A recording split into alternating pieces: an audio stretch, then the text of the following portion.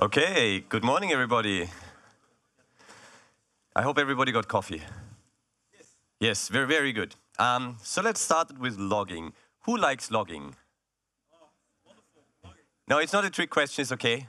Let's see where we can take this. So oftentimes you start with this, like log all the things, and everything looks good at first, I guess. And then you say, this is fine. Because this is the general IT approach, like this is fine for now, and we can maybe restart it, and then we'll take it somewhere else. And then you end up with something like this, where you're the little submarine, and then you have this small log file that you want to grab something in, or you have something like Docker containers, and stuff is all over the place, or Kubernetes, and it's stuff appearing and disappearing. By the way, since people are still coming in, can we do a bit of defragmentation? If you have space in the middle, please move into the middle. So we have a bit of space on the side so people can sit down. Yes. Defragmentation. I noticed some movement. Thank you. I think that will make it easier for everybody and nobody has to sit on the stairs. Thanks, everyone. Okay, so we have our small, unproblematic log files, and then we figure out this is no longer fine and we don't find stuff and everything is terrible, and we don't want to get into the terrible part. So that's what we kind of want to avoid today. So yeah, I work for Elastic, the company behind Elasticsearch, Logstash, Kibana, Beats. You might have heard of us for logging, like we do this one here, the infamous elk stack. So those are the three main components, and you can stack them on top of each other. So Logstash to get logs, parse them, enrich them, store them into Elasticsearch, and Kibana to visualize them. What do I mean when I say parse? Something like you have a log line and you want to extract relevant pieces of information, like you have a log level and you have a timestamp, or you have some other structured information in there and you want to explicitly extract those. What do I mean when I say enrich? Yeah, that could, exactly. I'm making the logs kind of more valuable by adding more data. It's like I have an IP address and I want to have the geolocation of the IP address, or I have the ID of a Docker container and I want to get the base image or the labels of the Docker container. Or in Kubernetes, I might want to add the pod or the namespace or whatever metadata you have, and you can add those. And this is working fine. However, sometimes people didn't want to have Logstash on all their servers because, well, it's another JVM process and it does the heavy lifting, but sometimes it's a bit too heavy, and then we added this other component called Beats, which is like a lightweight agent or shipper. So it's written in Go, you have native binaries, and you can just forward stuff. The problem is there is no bean elk, and then we tried this one here. You can see it's a bee, it's an elk, it's the elk bee or belk, as we call it. Can also look something like this. I also have this one as a sticker. If you're quick, you might get another one there. So this is the belk or elk bee. However, since our stack is always about scaling, this is not very scalable. Like, this is pretty much the J2EE problem all over again, that even 10 years later, people were still searching for J2EE developers. And we don't want to get there, that everything has this renaming problem and then the old name lingers around. And we didn't want to have this, that we have this name now, and then we add another product and we add another letter, and everything is being redone again and again. So we'll just try to call it the Elastic Stack, but if you say elk or belk, we'll still understand. It's just like for scalability reasons, from naming even, it makes sense to kind of like stick to one name that's not too tightly coupled to all the single components. Anyway, you get something like this in a logging stack. This is ours. If you're using a different logging stack, you probably have something that looks kind of similar. So you have Beats, which is like, I always say it's tail F, but over the network and on steroids, and it can forward data to Logstash to parse it and enrich it. Then we store everything in Elasticsearch, and then Kibana can visualize everything. Sometimes people are confused. What is the database behind Elasticsearch? There is none. Elasticsearch is already the thing writing the data to disk, because sometimes people ask like, oh, there is MySQL behind that, and no, there is no other database involved there. So we'll do a hello world application of logging. It will be super simple, but the logging will be complicated enough so you can follow along. So I will use SLF4j as my logging facade, logback as my logging backend, and then I will use or add structured information with MDC. What was MDC again? Yeah, just shout. Yes, the map diagnostic context is basically some structured information that you can add to your events. You could build something very similar, like we have a more custom-built logging library called Java ECS logging, or if you use If you want to have like more power, you can use the logs.logback encoder. If you're on the Log4j side, they have their own plugin there. So those are your general logging libraries that you can use. If you're using any other programming language, there is no excuse not to do proper logging there either. So people always like to make fun of PHP, but even PHP has a proper logging appender now. So what you generally don't want to do is you don't do this, right? Because we want to have proper log levels to tune stuff and say like, oh, I want to have messages from this package and can do a bit more fine tuning.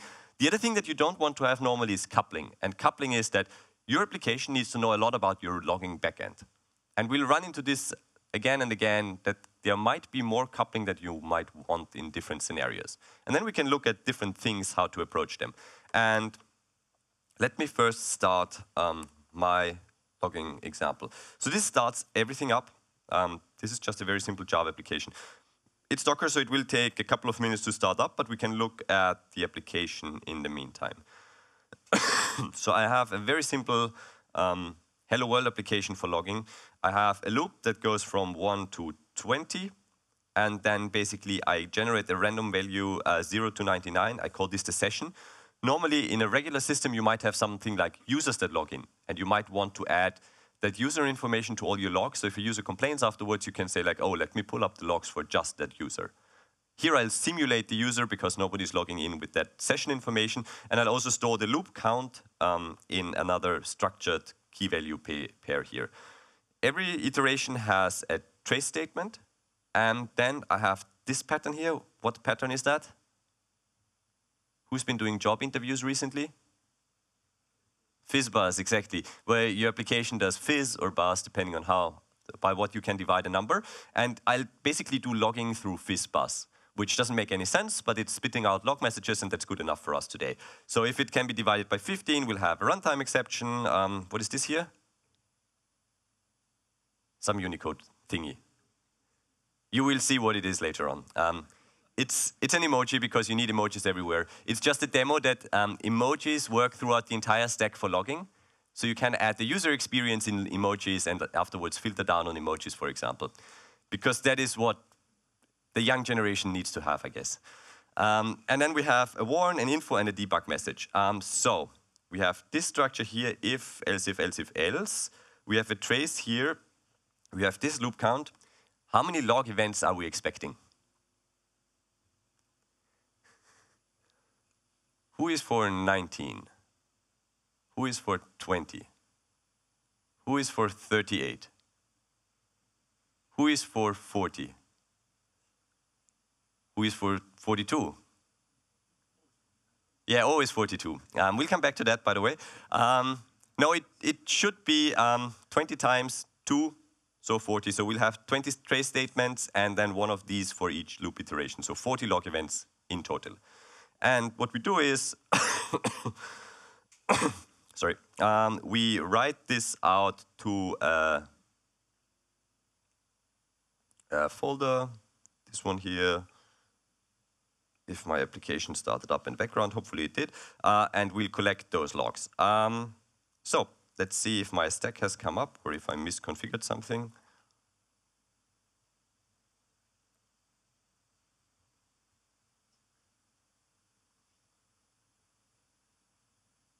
This part is working. Let me make that slightly larger. We're not sending statistics today. Let's see if we got anything in here. And for some reason, I broke something in an unexpected way. Give me 1 second. What I want is, there is a Java application here somewhere, this one here.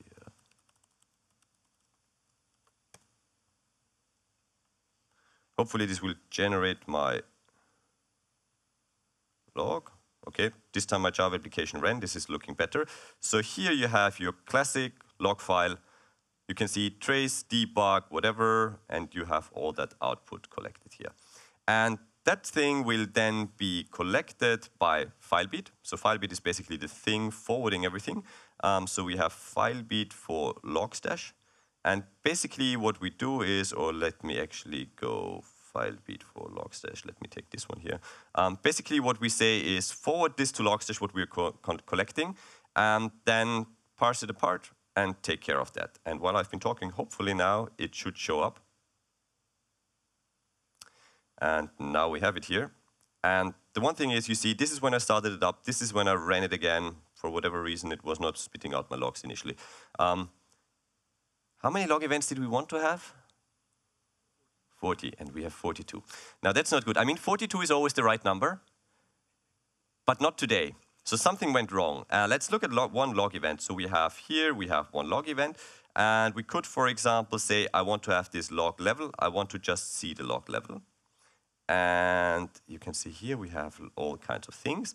And only this one here is missing something. Does anybody already have an idea why we are having 2 events too many? Yeah, so let's look at this one here. What do we have here? One line of a stack trace. Is one line of a stack trace very helpful? Normally not. Bless you. So what is happening? Our application is spitting out our log events, including stack traces. And what filebeat does by default is, anytime it finds a new line, it assumes, well, the line ended, this is an event, the next line will be a new event. So it breaks up the stack trace. Will it be easier to recombine the stack trace later on, or not break it up in the first place? Yeah, not breaking it up in the first place will make your life much easier. I always compare this a bit like you have the steak, you grind the meat for the burger, and then you want to have the steak back. That's not going to be very easy, and it's bit like that with the log lines that you have this problem. So, how to do that? The thing that you want to have here is basically when you, this is the right configuration, when you collect this, you can define a pattern on what is a new line and what is a multi-line. And basically, if you look at the raw log event, you can see that every proper line, proper in quotation marks, start with a square bracket, and the others, the stack traces, don't have a square bracket in the beginning. So what you're doing here basically is, I say, it has to start regular expression with a square bracket. Otherwise, it's the continuation of the previous line and combine it with the previous line until you find the next square bracket. And only then you have a new log event. So now that I have enabled that, and this will reload automatically in the background, let's run our Java application again. And now it hopefully should add just 40 new log events. We'll check that in a moment. So now the log event was written, hopefully filebeat is collecting it, forwarding it to logstash, logstash is parsing that, and sending it forward. By the way, I didn't really show you the architecture diagram, but it looks something like this. So you have the log file, filebeat is tailing the file, forwards it to logstash, that parses it, and then stores it in Elasticsearch. So that is what is happening here. And while I've been talking, hopefully this worked, and now you can see, okay, now we're back at 40. You could just then say log.level. Let's filter down to the errors. And this one here, now you can see here, first you can see the emojis there, so this works. And you can also see now the stack trace is not broken up, but properly collected. And we've also, with MDC, we've extracted the right thing. So you can see session has 20, is the randomly generated number 29, and user experience has been extracted, etc. So all of this has worked as we wanted to. How did we actually break up the log lines into these nice little fields here? So going from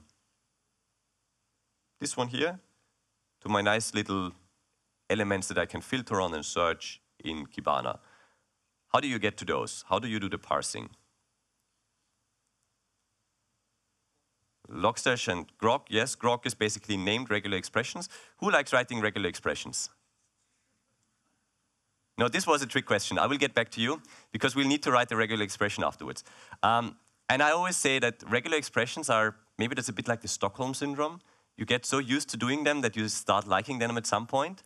Or it's job security, because nobody else can probably read your regular expressions. It's a bit like Perl. So what we do is, we want to actually parse one of these here. So I'll just copy out one of these lines. And what is the easiest way to actually work on parsing this one here? So in Kibana, there is here, under this little wrench icon, there are the development tools. And the development tools, for example, have a so-called grok debugger. And what the grok debugger does is, you can just parse a log line here. Then you can write the pattern, you can simulate it, and it will show you what would happen. So those who said they like writing regular expressions, now is your time. What are we doing? So the line starts. Then we have a square bracket that we need to escape. Oops, that one here. So we escape the square bracket. Then we have a timestamp. Where do you find the grok patterns? So you don't have to write raw regular expressions, but grok is basically named regular expression, where you have predefined patterns of common things, and you can just reuse them. You find them in the logstash repositories or logstash plugins, patterns, grok patterns, and in there you see you have a lot of things defined. So rather than writing this regular expression by hand, you can just reference it by username. And for dates, we have a full section of this one here. Luckily, I know that this one is the right one, so we can just copy that one and reuse it. But this is exactly the pattern that we have in our timestamp here. So going over to Kibana again. To use a regular expression or a grok pattern, you do a percentage sign, curly brace, then you say this is what the grok pattern is called, colon, and then you say where to put it. And then you can call this field, for example, timestamp. Then you close it, and then you've extracted this one. How do we continue? We need to close the square bracket because that's what I always forget. So we close the square bracket. Then we have one space.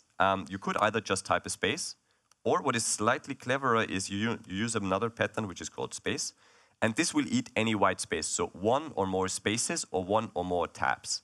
So you don't have to care if it's one or two spaces or tabs, whatever, it will just be kind of eaten up, because I didn't say to put that into a field space, but basically just consume it and throw it away. We don't put that into a field.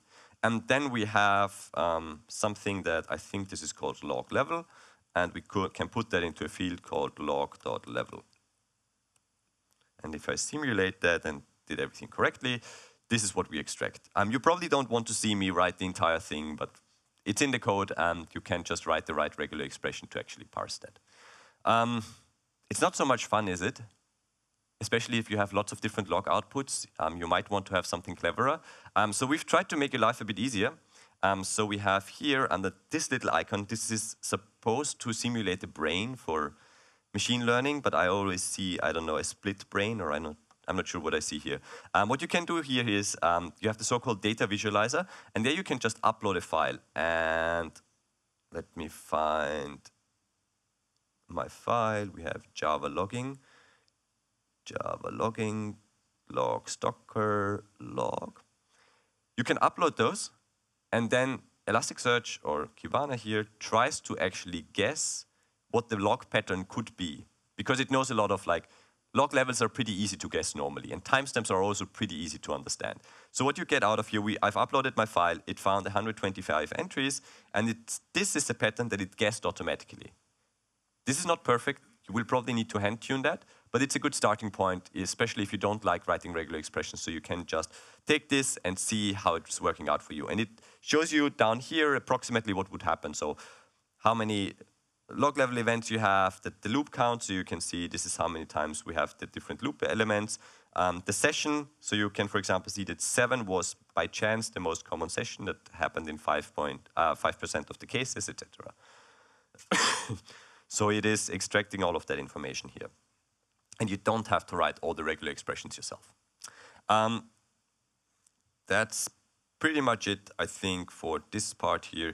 There's some more details in the slides, but none of them are super relevant. So one thing, by the way, is we have something we call now Elastic Common Schema. This is like the naming convention of how we call fields, and then we can use that semantics that we have in the background with that Kibana can add some logic to that or actually display stuff in a certain way. So we try to format everything according to that naming convention of the fields, and then some stuff can be picked up automatically to visualize it for you. I'll show you an example afterwards. This is one thing. So what we have here then is, the good thing about the parsing approach is you don't have to change your application. Just take your classic log files. But you need to write regular expressions. Multiline statements can be kind of tricky, and you have some coupling because every time your application changes its log format, you need to change it at exactly the same time in Logstash as well that the patterns match. So you need to take care of that. So what might be a smarter way to actually do that? Because Your application has the logs in a structured format. Then we write them out to a log line, and then we parse them back. Sounds like unnecessary work. What might be an alternative? So we could send everything directly. So basically, we have a log appender that forwards to Logstash directly, and Logstash has an input for that and just stores that. And we don't need to do any parsing. Is anybody doing that? Okay, a few. So just to give you a very rough idea what that looks like. So we have logback, and in logback, the relevant part is, this is pretty much what you need to do. So we need that plugin, the Logstash logback encoder, that has this Logstash access TCP socket appender. So we basically send it through TCP. We only say that this is where Logstash lives, and then we don't have to define anything. And now we can head over to our data. One thing you need to pay attention to now is how many events do we have? So I ran my application 3 times, and let's filter out, or let's remove the filter. So we have 124 events here. How many should we have in the send index? Ideally 120, because we didn't have the parsing issue, so it should be 43 times since I ran my application 3 times. Let's see what we have when I head over. We only have 80. And just to make sure, I'll move this to an hour, so you see we're not missing any data here. Why are we missing data here? And this is already the biggest downside of this approach.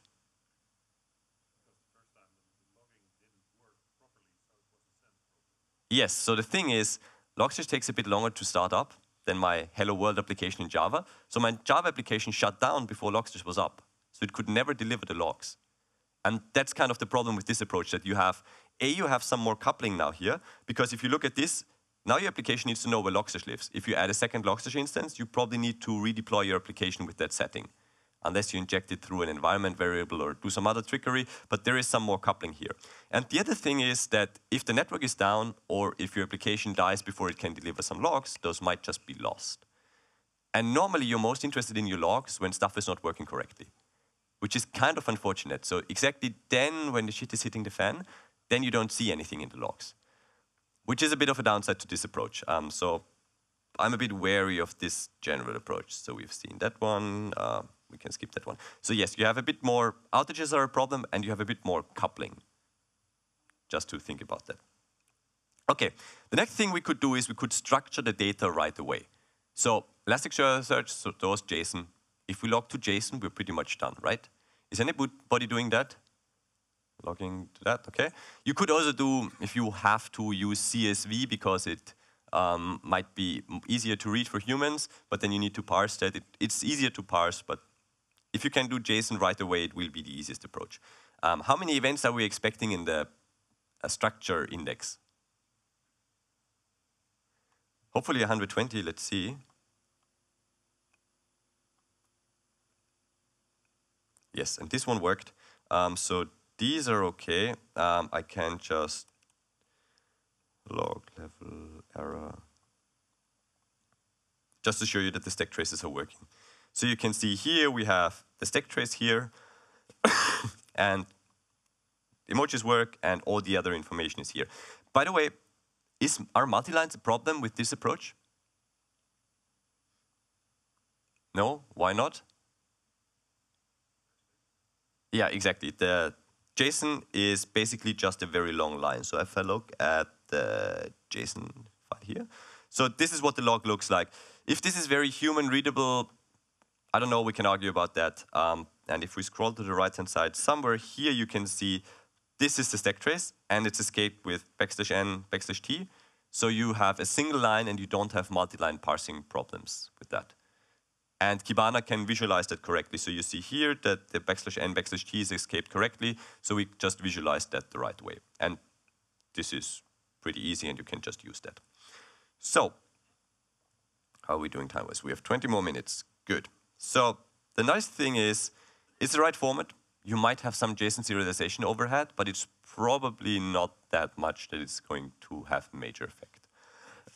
So other things make this more fun. We could containerize everything, and I assume you use Docker for containerization. And where do you log? To standard out, so that's the default JSON file that Docker is generating. How do you get to that one?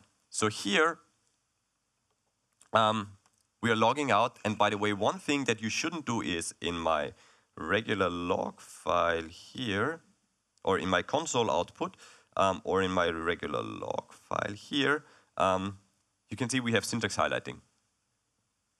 If you need to parse it back, syntax highlighting is always a pain. So if you write to system out, I would just not use syntax highlighting for this one here. So here, this highlight is something I would leave out if you log to system out. So if you write to the console, this is what the Docker logs will pick up. If you leave out the highlighting, then your life will be easier to parse that afterwards. Just saying. Where do you put FileBit? In a sidecar. So you don't put it in your application, you have it just running once on the host, and then it can just collect all the Docker log files. And you just basically get all the Docker log files. FileBit is forwarding them to Elasticsearch, and then you store it in Kibana. Do I need Logstash in this example? So I have avoided Logstash because Elasticsearch has another feature called ingest node. It can basically run the grok patterns that Logstash can run. Elasticsearch can run that as well. And this is what I'm doing in this example, just to show you the possibilities. You can find that in the code. I don't want to spend too much time on that part. But basically, I'm using the same grok pattern I was using in the first example because the log line is the same, and use that in Elasticsearch itself, so we can just skip Logstash in this example. If you want to see how to deploy the Docker containers, we have that as part of the repository or in my sample demo. What I'm basically doing here is I don't explicitly say this is the log file you want to have, because especially in Docker, stuff can be much more dynamic, that you start a new container, you replace it with another one, and you don't want to always manually mount a log file. What we're doing here basically is we say, well, there is Docker, just pick up what Docker is logging and also add some metadata for Docker. And this is in the sidecar. How does my sidecar now get to all those logs? Well, we need to mount the folder in. That's the one way to do it. So this is running on Docker Compose, just to keep it simple. So we have a Docker Compose file, and we have a FileBit Docker somewhere. FileBit Docker for Elasticsearch. This is the one I want. So what you do here is, you take from your host, this is where the Docker logs are ending up by default, and you mount that into the sidecar under the same location, and then it can, with the setting, pick up all the Docker logs, it can get those automatically. And you don't have to say, like, this is a specific container I want to collect the logs from. It will just fetch everything, and you don't have to do any file mounts anymore or anything. How do we get the metadata?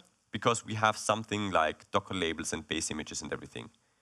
Those, here we add the Docker socket read-only into the sidecar as well. And basically in the path here, you have the Docker ID. It will use that ID, look it up against the socket to do that enrichment process for the logs. So when I look at those, how many events are we expecting here?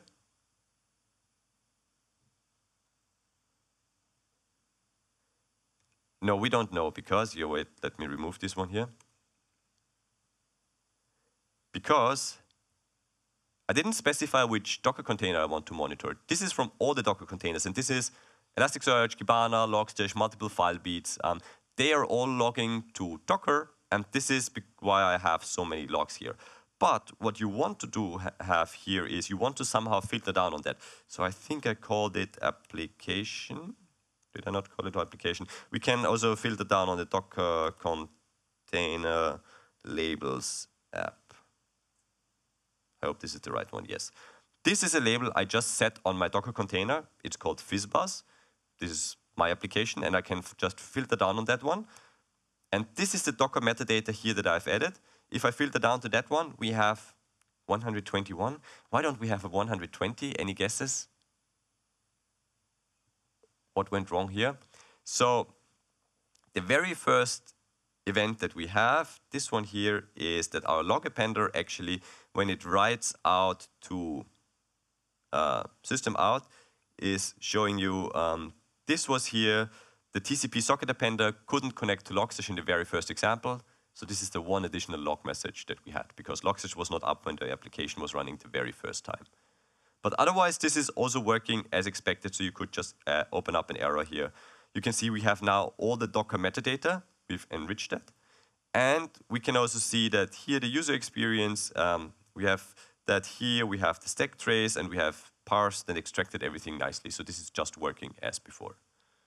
So this is pretty simple, but it has some more tricks to it. We've added the metadata, we've seen the metadata. This one is not so important. Something you can do now is, if you have something like multiline statements in your output, so since we're logging to console, and that stack trace is a multiline statement and we don't want to break that up, you could configure that in the sidecar directly, or what you could do instead is you could add that information in the container image as metadata. So what I'm doing here is basically I assume that my Java application in the container knows how it is logging, and you just bake in the rules for multiline statements into the container image. And the sidecar will automatically pick up the rules. So you don't need to ever explicitly configure the multiline statements anymore, but if you bake them into the image, it will always carry the information around, basically, and then FileBit will just pick that up. And this is what I'm doing here. So these are just labels I add to my application. The app fizzbuzz is what we've already used. And this is basically just meta information for FileBit, how to log or how to interact with that sidecar, with that container. And that makes your configuration a bit easier. One other thing that you should externalize it, so how FileBit keeps track of its log files is it has a registry file, and that registry file basically says, this file, which is a path and an inode, at least on proper operating systems, I'm not sure how Windows handles that. Under this inode, this is the offset of everything that I've collected already and forwarded. And you should not keep that in the sidecar. Why should you not keep that in the sidecar? No, not really memory. It's if the sidecar dies or you update it to a newer version, you would replace it. And if you have the information what you have already collected in the sidecar, it's gone. And then if you start a new one, it would start collecting everything again, and you would have lots of duplicate log messages. That's why it makes sense to keep that registry file outside of the container and always mount it into the container, so you don't consume duplicate log messages when you replace the sidecar collecting the logs. That's the trick here. We don't need this one so much. This is, by the way, how the ingest pipeline works. So this is just, in Elasticsearch, we can say like, yes, throw it into Elasticsearch, into the Docker index, and if it's coming from a container with the name Java app, use the pipeline I've defined, Java app, and that's running the grok patterns against that data. And you basically skip Logstash with this. This doesn't have all the power of Logstash, but it has, maybe let's say the 80-20 rule applies, that 80% of the things you want to do with Logstash, you can probably do with an ingest node now as well.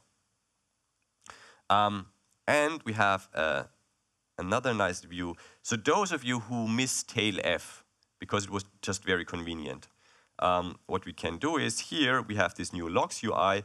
I have to set it up because this doesn't know how my stuff is called. By default, it expects FileBit, but let's say it watches the Docker index.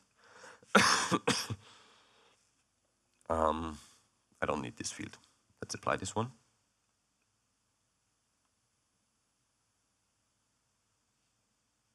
So this is just a stream of all the log events that come in. You can even live stream this one here.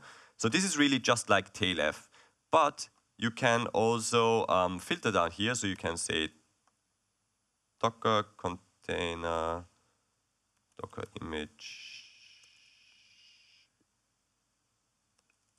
What was it called? Container.name. Was it Docker label? Sorry. Docker label.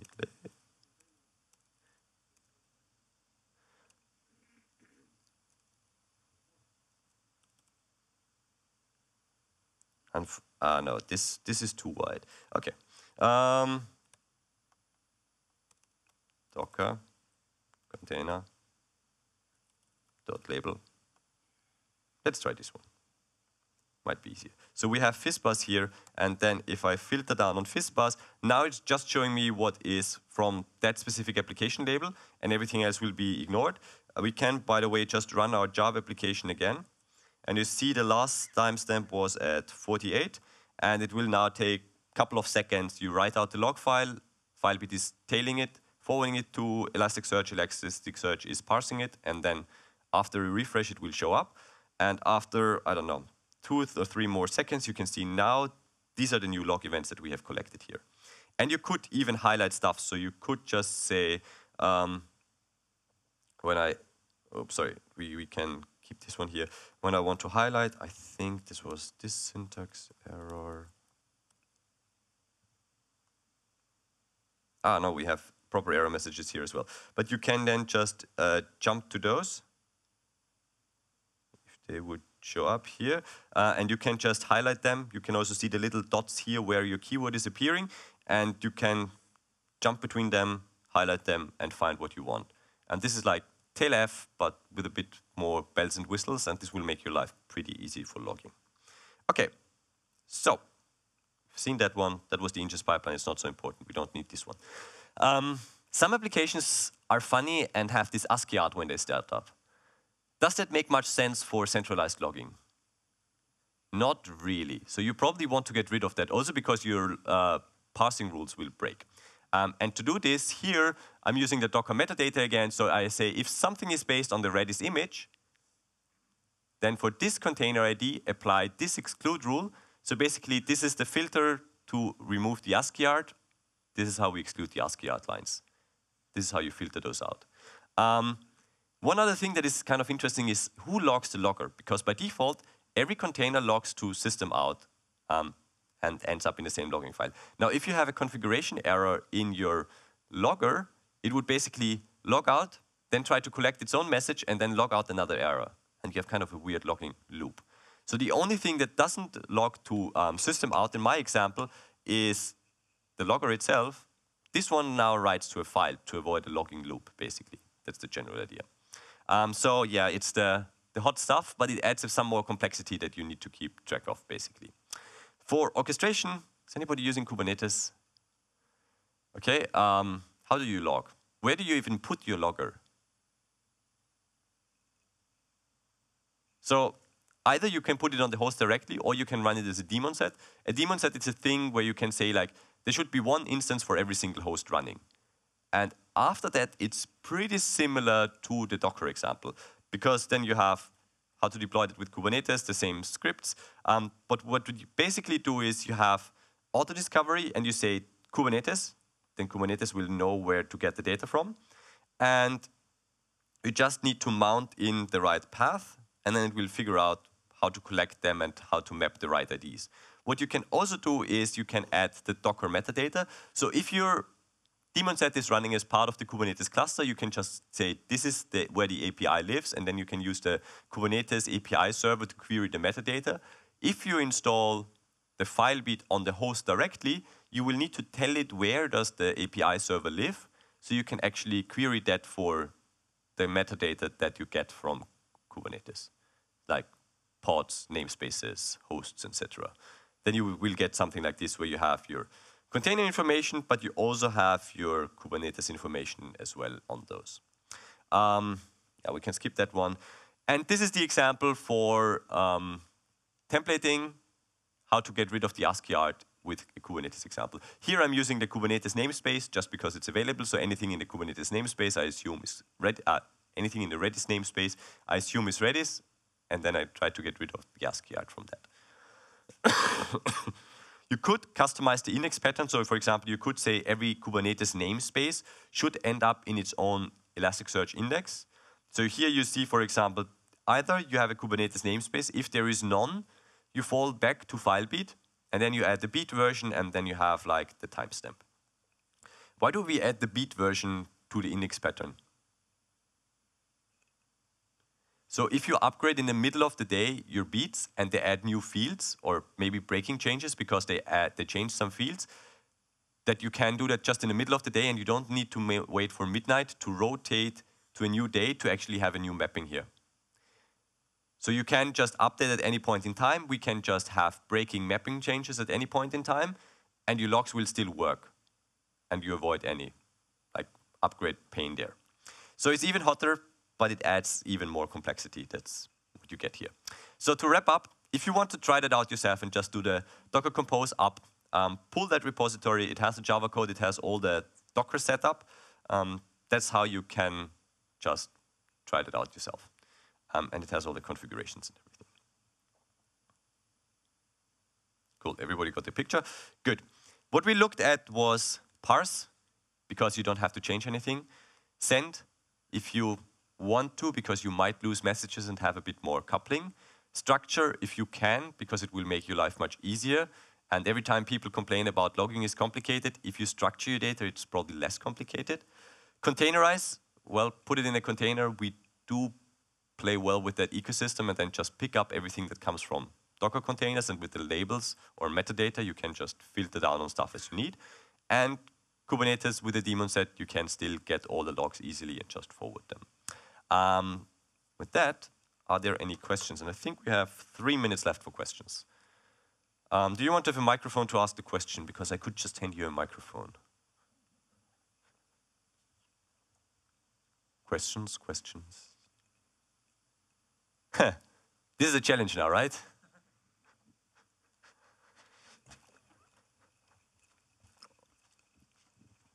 There you go. My question is, if we have sensitive information that you don't want to push into the data lake, at what parts do you filter out the sensitive information? So where do you filter out the information? You know, the answer is always it depends. That's what the consultants will tell you and then charge a lot of money. So maybe don't log sensitive information in the first place if you don't want to centralize it. Like already through SLF4j, don't log what you don't want to have. The other thing is, of course, in Logstash or in the ingest node, you could just drop specific fields, or with the regular expression, how you structure it, just not parse specific fields. But maybe not log it in the first place and then avoid the problem altogether. But I know there are some rules where people have, oh, this might look like a credit card, so I should not log that entire line. You could, of course, define that. I think it's always easier if you think about that in the place where you log. It's kind of closer to the domain knowledge. It will be much easier than having a humongous parsing rule afterwards to think about 1,000 cases of what should not go into the log, actually. So I'm trying to push the problem away now. Thank you anyway. Sure. Any other questions? Yeah, somebody in the first row, that's good. Or not quite the first row, but almost. Where were you? Yeah. How would you address tracing over multiple services? Tracing over multiple services. So that's actually a good point. We have APM or tracing. We have a product for that as well now. So how tracing or even open tracing works in general, the first time a request comes in, it gets a unique ID, and then you just carry through the headers normally that ID along, and you add it to every log event. If you use the ECS logging library, it actually understands that header and will add it to every single log event. And then if you use our tracing, you basically have a link to the actual log events for that. So you have the trace, and they can link back in Kibana to the right log events directly. So that would solve your problem. I think back there, somewhere? No? I saw a wrong, I saw a wrong hand raise.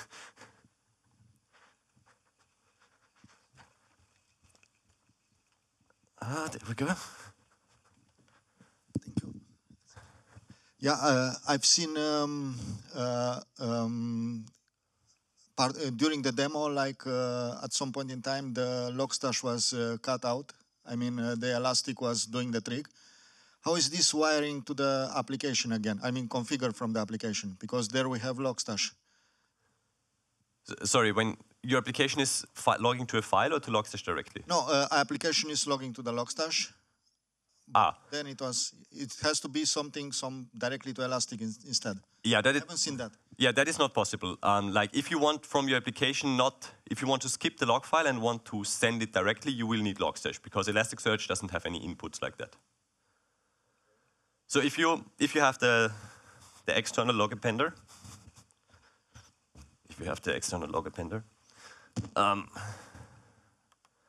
if you have this one here, there is no alternative built in for Elasticsearch to take that directly. Or, I mean, I've seen that some log appenders do that, like they create an HTTP, or they just do an HTTP request and send it to Elasticsearch directly. If that is very smart, I'm not sure, to be honest, because again, if the connection is down or if Elasticsearch is overloaded, and then yeah, you have a buffer, and I think in Logback it's 200 megabytes by default. But once the buffer is full, you will lose messages, so I'm a bit careful with that one. Oh, by the way, before you all run off, I normally try to take a picture with you so I can prove to my colleagues that I've been working today. Because we're a fully distributed company. My colleagues don't really know where I am today. And it's always nice to tell them that I was doing something. Wave, please. Thank you very much. I'll tweet out the slides afterwards, or you can also find them on my website or anything. So this is my Twitter handle. If you add a .net to the end, that's my domain. My slides are already up there, so you can just get them. Yeah? Kafka or any other queue, yes. So if you have something that is very spiky, you might put a queue in between to actually do that.